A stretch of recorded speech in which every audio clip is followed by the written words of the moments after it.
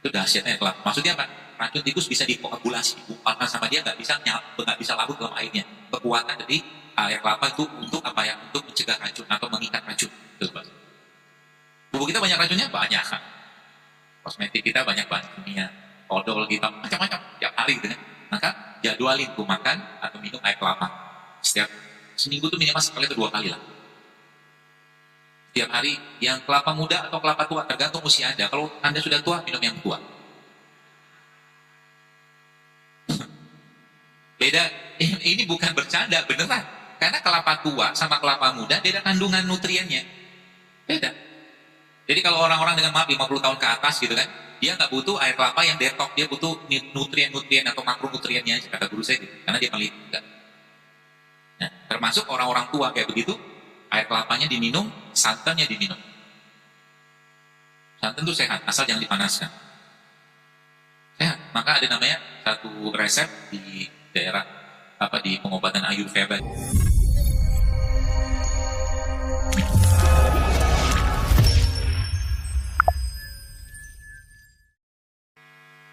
Kadang-kadang ada dekat rumah saya itu bapak-bapak gitu kan, dia biasa kalau hari panas jualannya es cendol.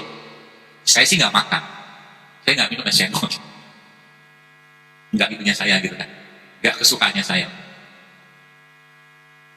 Terus kalau musim dingin kayak begini, dia jualnya kue pancong itu. Coba tanya sama dia, tanya Pak, dari pagi sampai sore Bapak jualan kayak begini dapat berapa? Tak lebih di 200.000. 150.000 udah kebanyakan dari pagi sampai sore. Pokoknya lihat, untuk menafkahi keluarga mereka. Kita sebutlah mungkin Allah kasih kelebihan rezeki supaya dia cepat kumpul sama keluarganya. Ya. Anda bisa lakukan 2 hal di situ. Beli semua dia punya jualan tadi, suruh dia bagikan, dapat pahala kan? 2 dari makanan yang dia kasih ke orang sama sedekah kita ke dia, sumringahnya minta ampun. Asik kan begitu kan? Asik. Jadi ngomong itu terasa terus tiap hari. Apalagi kayak sekarang begini kan, kalau teman-teman, misalnya saya tanya di sini, maukah kita diberi kesempatan untuk iktikaf 1 bulan penuh di Masjid Nabawi? Jawabannya pasti mau, 1 bulan penuh. Tapi nggak mungkin juga, berat, waktu, biaya kan gitu. Tapi Nabi SAW menyampaikan sebuah hadis, kata Nabi apa? Membantu hajat saudaraku, kata Rasulullah, lebih aku cintai daripada beriktikaf 1 bulan penuh di masjid ini. Contoh, karena ibu lagi rame, depan itu misalkan nih penuh banget kan. Kemudian penuh kayak begitu, ada ibu-ibu yang hajatnya dia pengen masuk dengerin kajian misalnya. Dengan kajian ini, dan di depan ada space, ada ruang kosong. Hajatnya dia pengen duduk, kasih itu sama dia, itu lebih baik daripada 1 bulan penuh di masjid Allah. Masya Allah. Software-nya banyak banget Islam. Pakai sop. Tinggal nanti Anda mau bertawasul dengan apa? Dengan segala kebaikan. Itu software-nya ya. Nah sekarang pertanyaannya, software selesai nih. Jadi bangun malam semua itu aplikasinya lah gitu. Pakai aja. Lagi katakanlah lagi sakit, jangan cari dokter. Lagi sakit jangan cari pembekam, jangan cari herbalis. Yang Anda cari siapa? Faizal maritu fa huwa yashfi. Allah dicari dulu. Itu kata kuncinya kan? Ambil wudhu 2 rakaat, sholat, minta petunjuk sama Allah. Ya Allah, aku hamba, aku ciptaan, dan Kau memberikan sakit ini kepada aku, ya Allah, maka beri aku petunjuk apa obat dan apa jalan kesembuhan yang Kau ridho kepadaku untuk jalan kesembuhanku. Karena dia Allah kasih petunjuk. Tiba-tiba lihat di depan rumah ada pohon kelor, gitu caranya. Mobil Toyota misalkan, baru sekalian, mobil Toyota itu kan apa ya, kalau kita beli gitu kan, mobil Suzuki lah, Toyota gitu kan, pasti ada spare part-nya, pasti ada underdeal-nya gitu loh. Manusia juga sama ya, kita ini ciptaannya Allah, nggak mungkin nggak ada underdeal. Dunia barat saat ini, dunia pengobatan barat sampai detik ini nggak menyelesaikan diabetes, ya kan? Diabetes nggak selesai loh. Masa harus makan obat seumur hidup? Apa kurang luas bumi Allah untuk bisa mendapatkan obat diabetes? Pikir baik-baik. Apa kurang luas bumi Allah ini untuk mendapatkan obat darah tinggi? Sampai darah tinggi itu hanya bahasa mereka ya, terkontrol, harus makan obat lagi segala macam. Apa kurang cukup obat-obatan anti penggumpalan darah dari apa-apa yang Allah ciptakan? Bawang-bawangan semua pengencer darah sebenarnya. Gitu loh. Kenapa kita bisa seperti itu, terjebak di sana? Karena kita jauh dari Allah gitu. Padahal kalau mau kalau mau pakai semua udah cukup semua. nggak cukup. Kita bicara tentang misalkan nih, kita bicara tentang ada satu daun. Daun ini mengandung hampir 20 jenis asam amino. Daun ini mengandung bahan anti kanker. Daun ini mengandung minyak yang ada pada minyak zaitun atau mufa atau monounsaturated fatty acid. Daun itu namanya apa? Kelor. Dan bahan baku tubuh manusia ini apa? Asam amino kan? Gen kita itu ya bahan bakunya asam ada apa? Ada ini macam-macam. Silakan dilihat sendiri. Kenapa banyak orang zaman sekarang sakit-sakitan? Karena tubuhnya tidak mengasup, tidak mendapatkan apa yang harusnya tubuhnya dapatkan. Yang dimakan kebanyakan rasa. Yang dimakan rasa. Dan untuk memuaskan, kalau saya tanya, ini jawabannya saya ketahuan. Tolong jawab. Ini kuis. Mendadak diet gini. Nasi goreng sehat nggak? Hah? Loh, jawab apa yang ditanya. Gak usah lebih-lebih. Saya cuma tanya, nasi goreng itu sehat atau tidak? Hah? Enggak. Sepakat enggak ya? Kenapa dimakan? Nah, enak kan? Enak itu bagian dari nafsu kan? Udah ngerti nggak sehat, dimakan. Nafsu. Saya tanya lagi. Jangan sedih gitu lah. Nanti saya kasih solusinya. Gorengan sehat nggak? Ada yang bilang sehat? Oh luar biasa. Gorengan sehat? Enggak. Kenapa dimakan? Enak. Nafsu kan? Tahu kan? Halal nggak itu? Toyib nggak? Toyib. Apa aja lo? Kenapa dimakan? Nafsu. Halal, betul halal. Ada yang sempat nyerang-nyerang saya gitu kan? Apa? Mengharamkan. Siapa yang mengharamkan? Dia bilang, kenapa mengharamkan apa yang Allah halalkan? Siapa yang mengharamkan? Hidup ini pilihan. Anda kasih sama saya sekarang gorengan, sama Anda kasih saya buah, saya akan pilih buah. Kenapa? Saya sayang dengan badan saya. Saya cinta dengan badan saya pengen banyak bersyukur dengan apa-apa yang saya masukkan ke badan saya. Dan saya nggak mau zolimi badan saya dengan sesuatu yang membuat ibadah saya nggak optimal. Ibu-ibu mungkin yang, maaf sekarang badannya gede-gede. Akhirnya apa? Tempurungnya, apa tuh? Lutut itu kan sakit kan? Kotak gitu kan? Duduk susah, jalan susah, beri susah. Bawaannya baper terus. Apalagi pramenopause syndrome. Obatnya pakai apa? Bukan disuntik. Bukan dikasih obat anti nyeri. Jadi kalau ada orang bilang, ada bahasa Inggris itu, I am a man with big bone. Gitu. Saya itu laki-laki yang tulangnya gede. Ada ceritanya tulang gede. Ya. Kalau manusia itu badannya gede, lemaknya yang banyak, tulangnya tetap segitu. Kalau tulang banyak, kalau lemaknya yang banyak, otomatis terjadilah peradangan di badannya. Peradangan di badan, padahal akan kena sendi, kena apa, semua akan kena. Bahkan ini pun akan kena otaknya gitu loh. Ya. Kalau udah kayak begitu, bukan kasih obat, tapi turunnya berat badan. Karena tulang kita hanya mampu menahan beban tubuh dengan sesuai dengan kondisi tinggi badan kita, nggak bisa bertambah. Gitu loh. Jadi kalau nyeri, lututnya nyeri, ankle-nya nyeri, bagian atas ini berlebih lemaknya, kurangi lemaknya. Gitu caranya. Caranya gimana? Ya kurangi makan. Pertanyaannya, saya sudah kurangi makan, tapi tetap gemuk. Nah, kita lihat apa yang dimakan. Pembahasan di situ nih. Supaya Bapak Ibu teman-teman paham nih ya. Termasuk ini perempuan zaman sekarang. Jadi kalau saya kemarin itu sempat ada dalam satu kajian gitu kan, subhanallah ada seorang ibu-ibu lah, mbak-mbak gitu, dia cerita. Ceritanya, dokter, apa obat kista dia bilang? Apa herbal buat kista? Saya nggak jawab.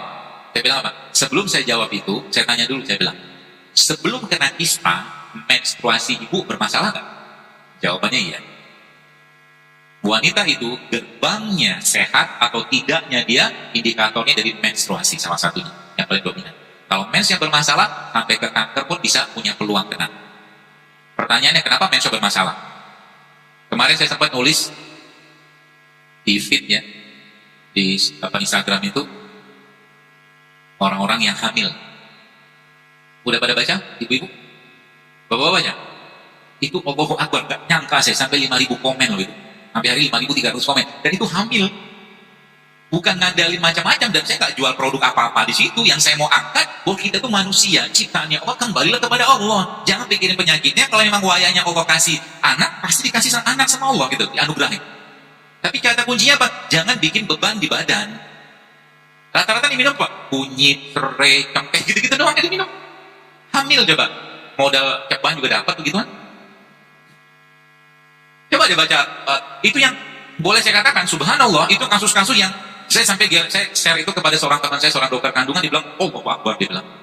Itu urusannya kalau di kandungan tuh berat banget. Bukan kita mengatakan kita nggak perlu dokter kandungan, bukan. Tapi sebenarnya kalau kita memahami tubuh kita, harus sekalian, apa yang kita butuhkan, maka banyak masalah itu cepat selesai. Asal mau aja. Anda harus jauh lebih merasakan nikmatnya makan kurma, ya, atau nikmatnya makan sayur daripada makan gorengan. Nanti ke depannya kayak gitu. Suatu hari kelak nanti, nikmatnya makan kurma, nikmatnya makan sayur atau buah tadi, tidak jauh lebih baik bisa Anda nikmati daripada nikmatnya Anda membaca Al-Quran. Itu tingkat paling tinggi gitu. Karena sederhana cukuplah 1-3 butir kurma, 1 sendok zaitun, gitu, udah cukup. Sisanya untuk ibadah. Gitu. Kalau sampai di titik itu, gitu kan. Nanti minta berkah, ya Allah berkahi aku dengan makanan ini. Makan nggak perlu banyak tapi berkualitas. Cukup, Allah kan cukupkan, tenang aja. Gitu. Jadi kalau kita tuh fasenya sekarang masih fase hidup nggak sehat. Fase kedua, apa itu namanya, masuk ke fase makanan minuman sehat. Nggak tahu yang jualan di luar sana itu seperti apa, saya semoga pada sehat. Harapannya begitu. Karena beberapa tempat yang saya mau bikin kajian-kajian itu saya maunya itu apa ya? Ada bazar sehatnya. Gak ada gula pasir, gak ada nasi putih, gak ada tepung, gak ada minyak. Nah, gitu. Kenalkan masyarakat dengan makanan-makanan sehat. Orang tua kita yang dulu nggak makan gitu-gituan. Mereka makan tepung, tapi bukan tepung kayak kita nyaman sekarang, goreng-gorengan. Maka tepung-tepung mereka dari ubi, dari singkong, kayak begitu, tepung juga kan? Gitu maksudnya. Ya. Itu rules-nya. Jadi kalau Bapak Ibu sekalian mau sehat, kurang kencang. Mau? Masya Allah. Allah saksinya hari ini. Tapi ada syaratnya. Syaratnya adalah kita meninggalkan yang bikin masalah di badan kita. Siap? Yang pertama, siapa? Dan lakukan ini karena Allah. Lakukan ini karena Allah. Sehingga nanti apa? Hidup sehatnya kita, mukmin ini bukan lifestyle, bukan gaya hidup, tapi itu bagian ketaatan, bagian kesyukuran kita dengan nikmat badan ini gitu loh. Kalau cuma sekedar lifestyle kayak orang-orang barat sana, apain juga. Orang jangan puasa aja kita bisa sehat kok, insya Allah. Tapi kita niatkan untuk menjaga badan. Kenapa? Semua amal ibadah yang berkurang karena tidak dilakukan sempurna, maka berkurang juga pahalanya. Orang yang sholatnya duduk, setengah pahala sholat berdiri. Orang yang sholatnya berbaring, setengah pahala sholat duduk. Kan gitu kan? Sayang kan? Maka lagi-lagi niatkan untuk ketaatan, agar ibadah lebih baik. Jadi dan saya tidak mengajarkan diet. Diet ngapain juga? Kalau nggak makan beginian pasti turun. Ya, asal ngerti tadi, kita nggak makan gula sederhana. Yang kita makan gula yang kompleks nanti. Pertama, dapat, Masya Allah. Semoga dikerjakannya. Husnuzon. Baik sangka. Pertama, kurangi atau stop nasi putih. Ya kalau nggak stop, kurangi dulu lah. Tenang, insya Allah kita tetap hidup tanpa nasi putih. Ya, nanti kenapa saya ceritakan. Yang kedua, semua produk yang berbasiskan tepung. Terutama tepung-tepung yang tinggi indeks glikemisnya, atau tepung yang menyebabkan kadar gula kita bisa naik cepat. Kecuali tepungnya Nabi itu punya tepung namanya talbinah. Nah itu boleh makan. Talbinah namanya. Yang ketiga, gula pasir. Sudah berapa? Yang keempat, minyak goreng. Itu dokter. Nanti kalau dokter begini nanti yang jualan gimana gitu kan? Tenang. Ada demand, ada supply. Hukum pasar akan terjadi. Ketika kita nggak makan lagi makanan-makanan begituan, mereka akan ganti produknya kan? Tenang aja. Yang jualan gorengan akan jual rebusan. Betul? Yang jualan tepung, dia akan jual sayur-sayuran. Itu sehat. Kan gitu kan? Pandai menangkap peluang itu pedagang. Tenang aja. Jadi itu perlu kurangi dulu selama 1 pekan ke depan. Kita akan buktikan di malam hari ini. Anda yang mau buktikan? Saya sih enggak. Kalau saya lebih senang. Kadang-kadang tuh kemarin tuh sempat safar mana ya, ke lupa terlalu banyak safar apa? Ya kadang-kadang kan di safari itu susah dapat makanan sehat kan. Ya sedikit-sedikit lah nyampah-nyampah gitu, makan-makan gak sehat. Pulangnya saya tahu ini badan sudah kacau. Nah, akhirnya saya mulai untuk puasa. Bukan puasa sunnah, tapi puasa untuk tidak makan minum ya. Sampai kemarin itu sampai 19 jam ya.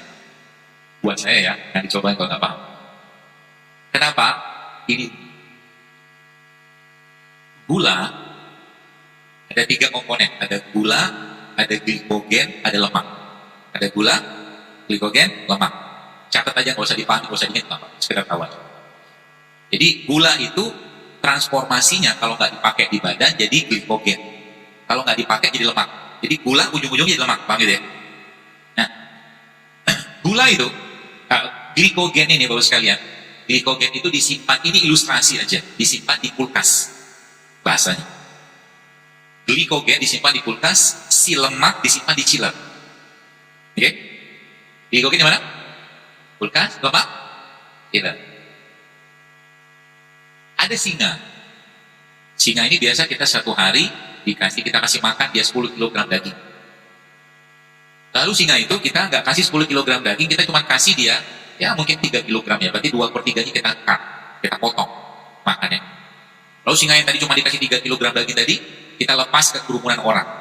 Apa yang terjadi? Singa tadi pasti makan orang untuk memenuhi asupan tenaganya dia kan. Jadi ini ilustrasinya begitu. Tubuh kita ketika tidak ada cadangan kalori yang masuk, yang ada di kulkas ataupun di gulanya, maka dia akan bongkar yang ada di chiller. Jadi sebenarnya kalau Anda ngerti ilmu ini, gak usah repot-repot ikut program diet.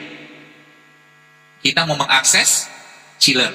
Chiller, kalau ibu-ibu yang masak ayam atau ikan beku itu kan, kalau Anda masak itu mau dimasak kan di defrost dulu, dicairin dulu semalaman kan. Maka sebenarnya ketika masih ada sisa kalori yang ada di kulkas, bahasanya gitulah, tubuh tidak akan mengakses chiller. Chiller isinya tadi apa? Lemak. Maka kalau tahu caranya, kita udah terlalu banyak lemak akibat dari gula. Sumber gula dari apa? Yang 4 tadi itu. Tepung, nasi, sama gula pasir nih. Maka apa yang terjadi? Yang terjadi adalah tubuh akan mengakses, mengambil energi yang berasal dari chiller. Bagaimana caranya? Caranya jangan pakai bahan bakar yang ada di kulkas, sehingga apa? Diprolong puasanya. Paham maksudnya? Puasanya diperpanjang.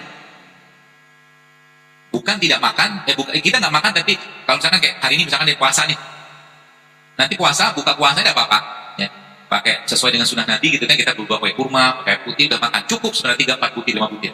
Meskipun itu gula juga, nggak apa-apa, tapi itu gulanya kompleks. Biarin tubuhnya lapar. Kalau tubuh kelaparan, maka tubuh lama-lama akan membongkar cadangan energi yang ada di chillernya. Berapa lama waktunya? Dimulai dari 16 jam, 18 jam, sampai 24 jam. Dahsyat banget Pak. Ilmu ini bos sekalian dipakai sama orang-orang barat untuk mengobati orang diabetes. Ilmu puasa. Syaratnya apa? Susah memang. Bayangin lagi mau buka puasa, karena masjid raya di sini katakanlah buka puasa gitu kan, ada takjil bareng gitu kan, baru saja mau begitu tiba-tiba piring lewat, isinya gitulah. Maka sering saya bilang, masjid itu harusnya menjadi pusat penyihatan umat di samping pusat dakwah. Di sini orang bisa belajar kan, misalkan nih salah satunya siapin kan getong-getong air yang isinya kunyit segala macam, karena Indonesia kaya dengan itu gitu. Bisa dipakai. Ramadan jangan lagi ada sirup di antara kita. Nah, coba bagus sekali lihat di sirup itu, subhanallah, sirup itu ada peringatan loh sekarang loh. Belilah sirup yang 15 ribuan itu. Ada peringatan, jangan diminum ibu hamil menyusui sama anak di 5 tahun. Baca, betul? Baca Pak? Kenapa? Karena ada pemanis buatan. Coba. Dia nggak pakai gula, pakai pemanis buatan. Ya sudah, wassalam. Yang diminum sirup, yang dimakan orang. Gula semua kan? Gula semua. Akhirnya apa? Alhamdulillahirabbil alamin. Baru baca satu ayat, Al-Fatihah sudah tidur. Saran, Pak Haiban mau ganti nanti bulan Ramadan. Ganti menu buka puasa. Gak ada sirup, jadi kok ada nasi. Ibu-ibu juga kasih tahu nanti, kalau mau kasih takjil, ada syarat mau kasih takjil di sini. Kan bisa dibina, kan ini kan kebiasaan aja sebenarnya kan? Bisa, karena kemarin waktu saya bikin tablik akbar di Batam itu, subhanallah, itu akhirnya dibikin sama panitia itu bazar sehat. Dikenalkan dengan produk-produk sehat. Dan ternyata, wah biasa banyak juga, Masya Allah. Dan itu UKM-UKM rumahan semua. Jadi akhirnya jadi pasar masjid gitu. Jadi maksudnya pasar umat saat itu. Saya katakan tuh beli tuh tepung-tepung non gluten, tepung sehat, gula-gula sehat, banyak sekali. Bahkan ada, saya baru tahu juga ada kecap dari kelapa. Nggak dari kedelai. Bahkan tempe itu kalau Bapak Ibu mau sedikit modifikasi ya, itu tempe itu kita bisa buat bukan hanya dari kacang kedelai, dari biji manggis juga bisa dibikin tempe. Yang kita butuhkan fermentasinya sebenarnya. Gitu.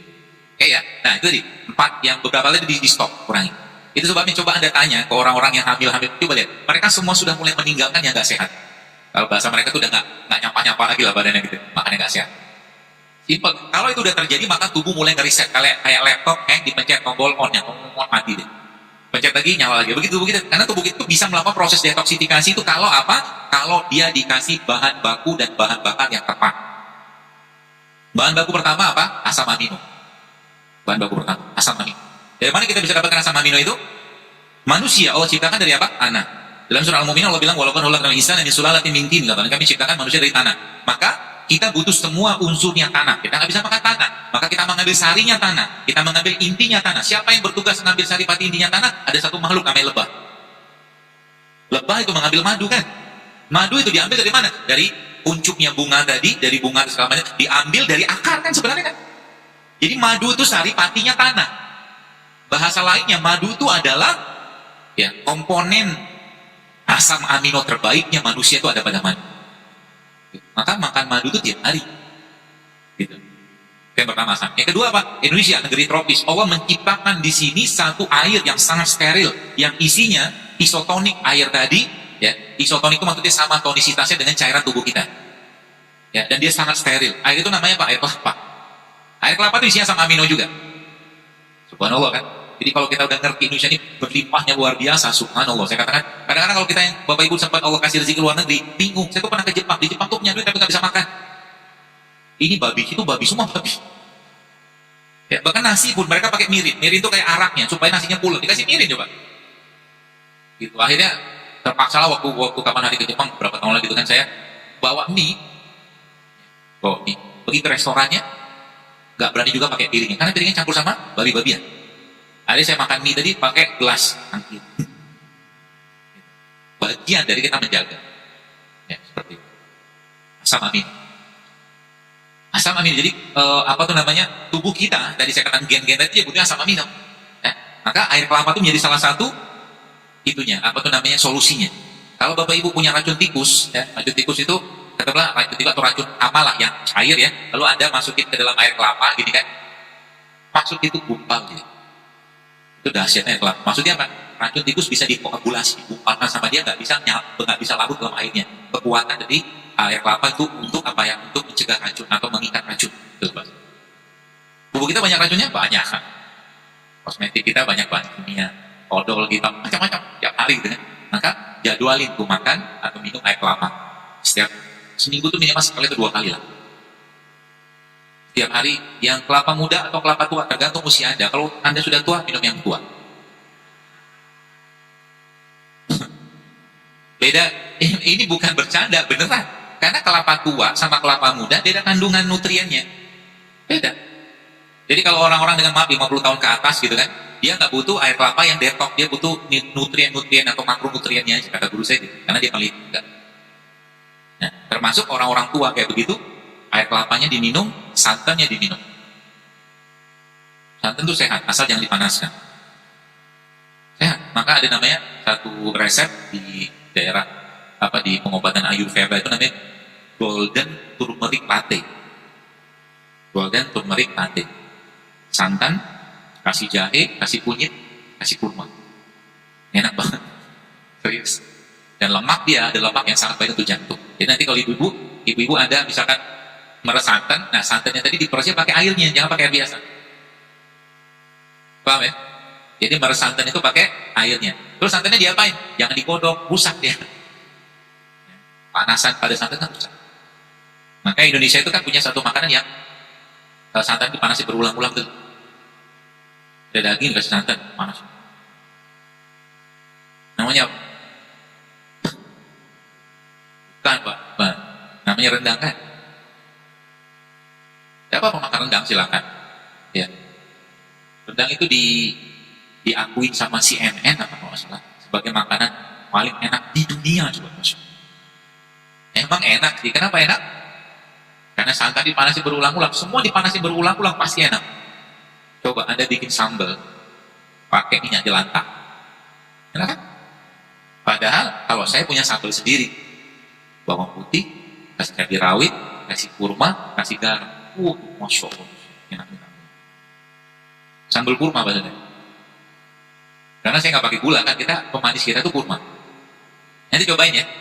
Jadi sambal, bawang putih, cabai rawit, kasih kurma, kasih garam sedikit, mau tambah tomat sedikit apa-apa. Ya diulek lah, masa dilihatin doang. Diulek lah, namanya juga sambal. Makanya, nih saya ajarin yang masih suka makan nasi putih, tidak apa-apa makan aja. Ya. Tapi syaratnya harus dikasih rempah. Ini cara bikinnya begini. Catat. Bapak-bapak nyata nggak buat apa? Masak juga enggak. Mau catat. Yang ente terima jadi doang. Hah? Ambil bawang merah, tapi tidak apa-apa, catat aja. Bawang merah caca gitu, bawang putih sama serai. Oke, bawang merah, bawang putih sama serai. Lalu si bawang merah, bawang putih sama serai, apa sedikit sama cabai. Cabai nggak perlu cabai rawit, cabai merah biasa aja yang nggak perlu terlalu pedas nggak apa. Nanti itu ditumis pakai minyak zaitun dengan api kecil. Apinya kecil aja. Asal keluar aroma sebentar. Minyak zaitun yang apa? Jangan pakai yang cooking oil, tapi extra virgin olive oil. Evo. Atau kalau enggak, biasakan di rumah, kalau tetap pengen makan yang digoreng, pakai minyak kelapa. Minyak kelapa itu home industry sebenarnya. Bisa dibikin rumahan. Kalau minyak kelapa sawit, kapitalisasi. Kan gitu kan? Gitu. Jadi gorengnya pakai, atau tadi numisnya pakai minyak coconut oil cooking coconut oil apa namanya gitu. Ada tuh. Ya. Tumis. Gak usah panas-panas, tapi keluar aroma sebentar, angkat, campurkan sama nasinya. Hah? Kenapa? Campur sama nasinya. Bumbu tadi itu semakin banyak semakin bagus, terutama bawang merah sama bawang putih. Semakin banyak semakin bagus. Oke? Karena bawang merah bawang putih salah satu sayuran yang katanya nama itu alium, dia mengandung serat yang sangat tinggi, samping anti kanker macam lah bawang-bawangan itu. Aduk-aduk gitu kan, lalunya lagi, kalau udah teraduk tuh, bawangnya banyak, merahnya banyak, putihnya banyak, tambahkan sedikit dengan kismis, dikit aja kismis, buat ada rasa manisnya.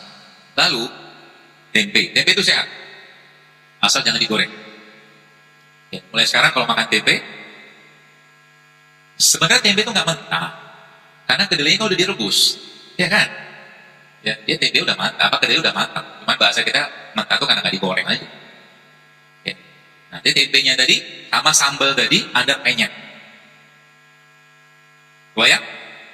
Penyet-penyet sampai dia agak hancur itu, lalu campurkan ke nasi tadi. Ya, dan tambahkan sedikit sama suiran kurma. Suiran. Masa nggak tahu suiran sih?